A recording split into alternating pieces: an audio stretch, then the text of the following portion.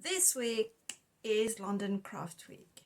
What better moment to take you behind my practice and explore something that you must have asked yourself, and I get asked a lot, which is, are you a jewelry artist or are you a jewelry artisan? Hello and welcome to another episode of our Saturday Jewellery Rendezvous, our weekly catch-up where we share our common passion for anything jewelry related. I'm Sophie, the jeweler and designer behind Essemgé, an award-winning jewelry practice based in London, UK, where heritage meets individuality. Because yes, artists are not exclusively fine artists or visual artists, they can also be jewelers. Whether I'm working on a new design for my ready-to-wear collection or a one-off piece or entering the Goldsmiths Awards competition, craftsmanship is really at the heart of everything that I do.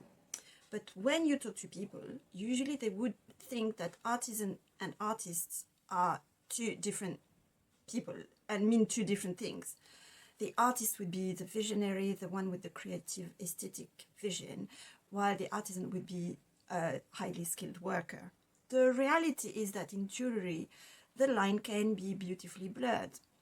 To me, a jewelry artist will use craft as a mean of expression. An artisan puts artistry into mastering traditional techniques. Both need passion, patience, curiosity, and an obsession for detail. And both celebrate the handmade, the thoughtful, and the timeless, especially during a week like the London Craft Week. To make it a little bit more relatable for you, I wanted to show you a few real life examples of how I mix the artistry and the artisan sides into my practice. So talking first about what I'm wearing, if you can see, it's actually a stack of 4 necklaces, double row necklaces in different colors, and you can hear the chime, lovely chime of those silver charms, all handmade.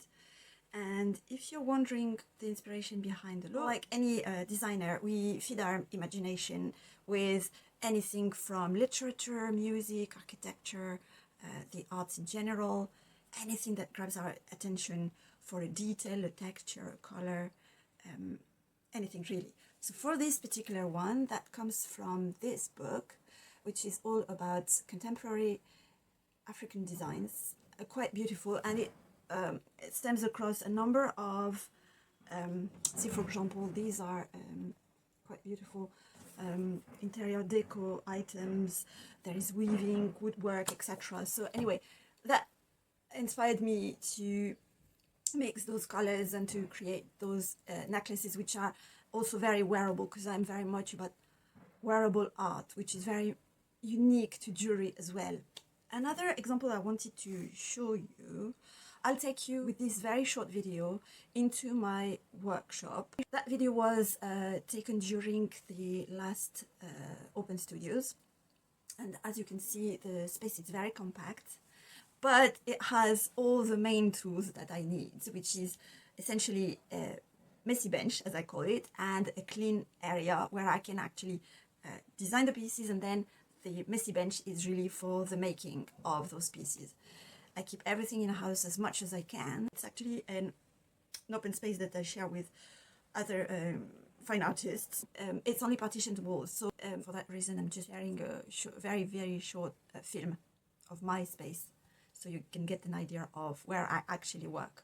Another example where the line is blurred between artist and artisan is really when I create bespoke commission pieces unique to you, and that's what my legacy gift card is for, is so that we can together co-create a piece that really reflects your journey and your story. So that creates the background information for me to play on that artistry to bring all of your uniqueness. But then when it comes to the actual realization of turning that concept into a piece that you will wear, and you will, a physical element if you want, that you will wear and you will pass on. It's really all about the artisan side, looking at the design overall, making sure that the piece makes sense in terms of the balance, the proportions, the weight, that everything is in harmony and works well together, the little mechanism if there is one, the setting, soldering, filing, etc.,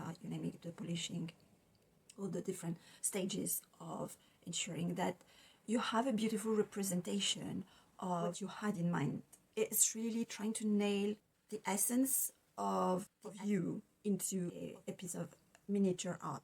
And one of the stages that I really enjoy, the gouache, is really the technical drawing in color. It's hand drawn, hand painted using water-based paint, gouache. It's a very old, ancient technique that was first used in France, hence the term of gouache. It's usually a life-size drawing of the finished piece, so that it allows you to visualize what the finished piece will look like effectively, but also it will be used to source all the materials and stones that are needed to create the piece, because it's a life size, so you can follow the drawing pretty accurately. And it's a piece of fine art in its own right. We'll make a separate video about jewelry rendering or gouache using my last entry to the Goldsmiths Awards competition as an example, and we will go more of the creativity and the techniques involved, and you will see that it's a highly skilled job as well. To finish off, I'm going to ask for your help. London Craft Week has made me think about what we are passing on, and craft is really about continuity. Last month I was involved in a jewelry making taster session, and the feedback was so positive, people were so enthusiastic, that it really made me realize that probably you would like to have more of it. But I want you to tell me the format that you would prefer. What kind of class would you enjoy? Is it an in-person? Is it online? Would it be like short one-offs where you have a small project with basic techniques and you get finished piece that you can wear on the spot or gift? Or would you rather have a bigger project or more techniques, perhaps a little bit more advanced? Leave me in the comments which format you'd like, whether you would be interested in jewelry making classes regardless, and if you are, what kinds would you enjoy most? I'm thinking also maybe basic repairs. You tell me, I'll leave it to you. But know that it's your feedback that will really help shape that class. If you're in London this week, please go to as many studio places and enjoy that behind the scenes. Enjoy talking with master crafts people. They love talking about their art and the processes involved. They love you to enjoy what they are making, to touch and ask them questions, because they really want you to engage and feel that art and those beautiful objects are not something you should be intimidated by, but actually should include in your daily life. It's art and beautiful things need to be alive, and for that we need to feel comfortable holding them, having them, cherishing them, and seeing the preciousness in them. They need to be cared for and looked after, because the world needs beauty, my friend. Without that beauty, imagine what the world would look like.